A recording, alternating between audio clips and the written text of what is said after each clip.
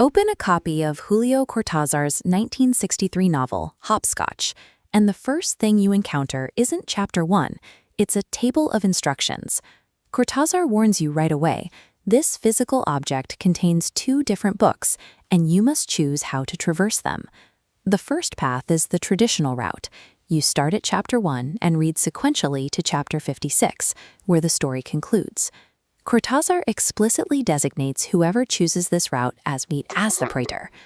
The second path requires active participation.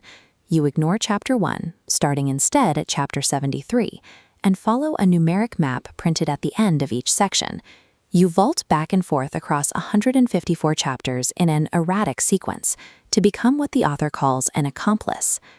Cortázar used this structure to attack the traditional narrative.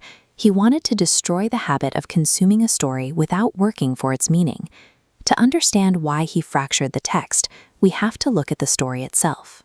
It begins with a deceptively simple question. Would I find La Maga? Seeing how Cortázar breaks the rules of fiction requires first following the straightforward tragedy of a man paralyzed by his own intellect. That man is Horacio Oliveira.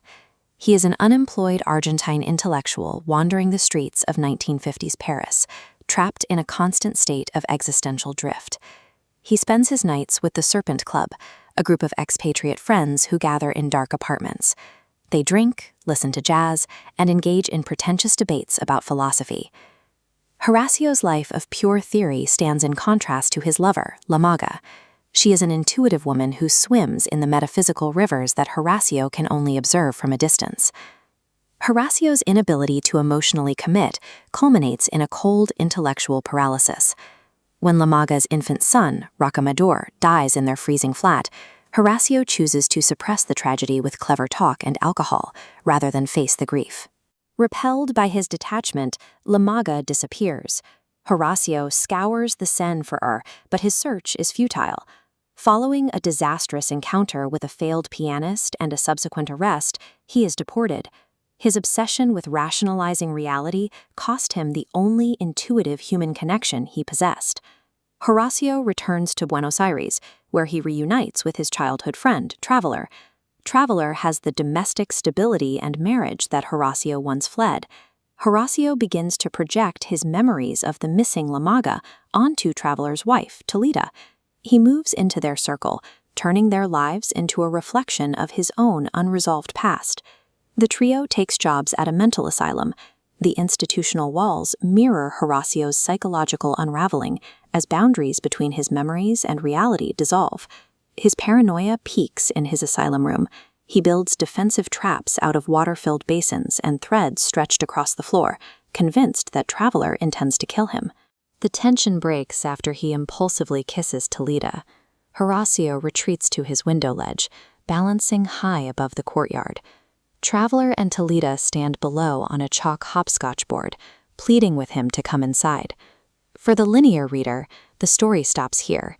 It is a straightforward descent into madness, without resolution or relief. But that is only the beginning. The hopscotch path continues into the expendable chapters, a massive third section of the book that the linear reader never sees. These chapters center on Morelli, a fictional writer who serves as Cortázar's alter ego. Morelli advocates for an anti-novel that rejects traditional plot and character depth. Morelli explicitly tells the reader to ignore the author's sequence if they wish. He notes that if the order is jumbled by mistake, the result might actually be perfect. By following the hopscotch map, you force these extra fragments, philosophical notes, and newspaper clippings into the gaps of Horacio's story. This process shatters the clean plot we just witnessed. This structural chaos transitions the audience from a passive observer to an active participant, tasked with building meaning out of the wreckage. The hopscotch path is a trap. It forces you to construct the logic of Horacio's madness by manually linking his breakdown to the abstract theories hidden in the expendable chapters. But the final move in Cortázar's game is the complete removal of an exit. The accomplice reader never actually reaches a final page. When you reach chapter 131, the instruction tells you to skip back to chapter 58, is trapped balancing on an asylum window ledge, caught in his own mental labyrinth. As a reader, you are trapped in the same stasis, flipping between two chapters forever. Cortázar engineered a mechanical trap that mirrors Horacio's psychological entrapment. By removing the exit, the novel makes the impossible, endless search a lived experience.